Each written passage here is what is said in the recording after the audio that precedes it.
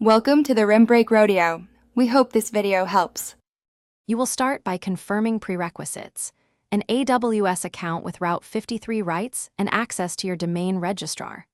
Once done, open Route 53 and create a new public hosted zone using the exact domain name. Make sure to choose the correct type and set sensible TTL values, because these control DNS caching. You should copy the 4 NS records Route 53 generates. You will need them shortly at your registrar to delegate the domain to AWS. This begins the domain addition process. Next, go to your domain registrar and replace the current name servers with the 4 NS records provided by Route 53.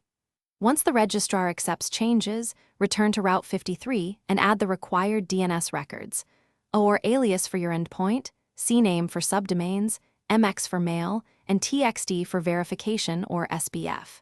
Make sure record names and TTLs are correct. Then verify with DIG or ENS lookup. Propagation can take time, so expect gradual updates and check until records resolve to AWS. Now finalize by testing the domain in a browser and enabling SSL via ACM or your chosen certificate provider.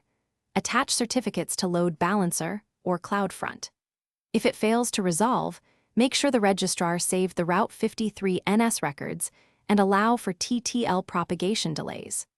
Also confirm there are no typos in record names and verify health checks if using failover. One key troubleshooting tip: compare authoritative NS responses with dig plus trace to find whether the registrar or route.